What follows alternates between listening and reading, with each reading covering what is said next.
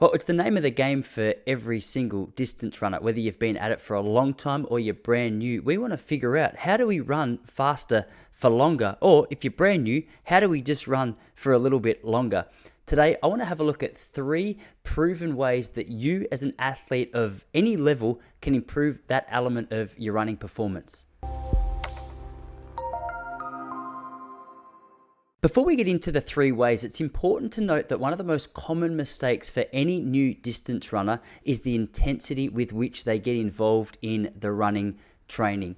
When we're excited, when we're passionate, when we really want to see improvement, one of the things that we'll do is each day we'll get up and we'll try and outdo what it is we did yesterday. And while this works for a little while and it might look really good on Strava, one of the problems with that is when physical activity like running is taken up quickly, the excitement of constantly layering more and more kilometers day after day builds up over time and can leave you either fatigued or, at worst, injured. So we've got to try and figure out a nice way to get us to the point that we're dreaming of being at without the breakdowns, because one of the most important elements of running improvement is consistency. And if you make the mistake that so many new athletes do, which I just explained, consistency is going to take a big hit. Well, the first element of improving your endurance is with progressive overload. Now, this is a style of training that athletes in all sports use. We use it here in Australia in the AFL. They use it in the British Premier League. It doesn't matter what sport you're a part of. Progressive overload is a really helpful way to gradually improve not only the distance and intensity of your performance, but make sure that your body is up to scratch when it comes to what it is that you're going to be putting into it on that particular session. But what is progressive overload? Well, there's a hint in the title. You progressively overload your body. Now, there's a number of ways that you can do this, but one of the most fundamental or practical ways that you can do it is by figuring out what it is that you're actually training for. So let's use a brand new runner as an example. Maybe it's your goal to run 10Ks in a couple of months' time. If you're aiming to run 10Ks in a couple of months' time, the last thing you want to do is go out and just start trying to run as close to 10Ks for as many days as you can right now. Because obviously with that approach, it touches on the first point we make. Your body breaks down over time. So if you've got a couple of months, you might want to schedule one hard run into your training session each week. Say you're training 3 days a week. 2 of those runs are relatively easy and one of them is a more intense session. For a more intense session, you might, for the first one, go out and run 4 times 1K at around about a 6 out of 10 effort level and take a 2-minute break. That's a really good place to start.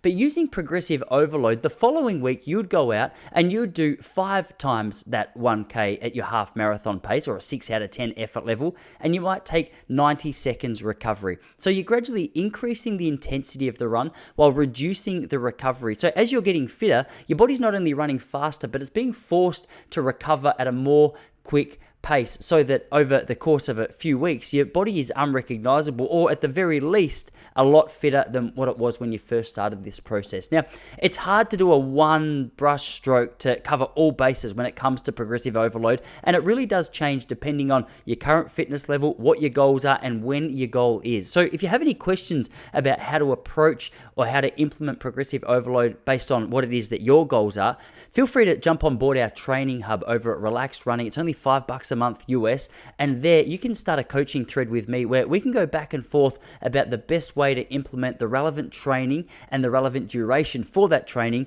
based on the goal that you've set for yourself. The second way that we can improve our endurance is through interval training. Now, I've just used interval training as an example for progressive overload, but if interval training is something that's relatively new to you, this is a common way that athletes break up their training week with a more intense hit out. Essentially, all interval training is running a certain distance rep at a certain pace and taking a recovery and then going again.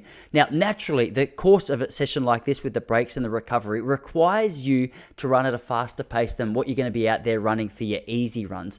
The beauty with a session like this is it forces your body to have to navigate the physiological changes required to help you recover, to help you hit the effort at the pace that it is that you're trying to do. So the difference between this session and an easy run is an easy run, you're going to go out at a conversational pace. It's very unlikely that you're going to be too short of breath unless you're going too fast or you're brand new to the sport. Whereas this one, it's not going to be something that you're holding much conversation at during the reps. Now, just like the first point, depending on what it is that you're training for is going to dictate both the length of the reps, the speed of the reps, and the number of reps that you're going to do within a training session like this. Marathon runners might schedule in kilometer reps or 2K reps, whereas an 800 meter runner might be doing 150 meter to 300 meter reps. So once again, navigate what it is that you're trying to achieve, when it is you're trying to achieve it by, and then work backwards from there to implement an interval style training into your weekly routine. The benefit with a style of training like this is it allows us to run at a pace which is slightly faster than our goal race pace. So at a psychological level, when we get out there on race day, at the very least, we know that we're able to run at the pace that we're trying to run because we've done it a number of times in training. Now, the third and final way you're going to help yourself build endurance in your running training is developing some kind of strength routine. The beauty with a strength routine is not only does it alleviate some of the pressure and the strain from the joints and the ligaments that are constantly on them when you're running, but it actually helps you develop or maintain a more effective running technique in the latter stages of a training session.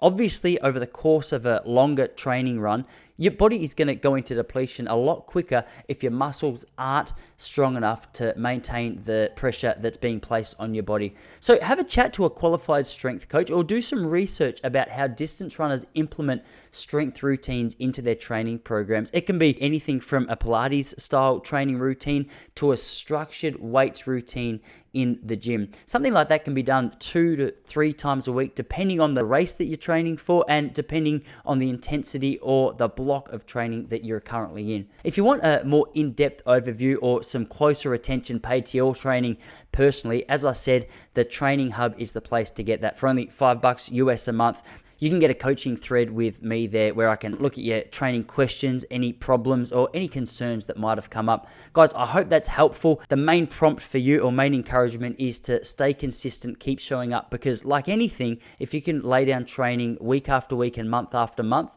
running seems to reward that kind of approach.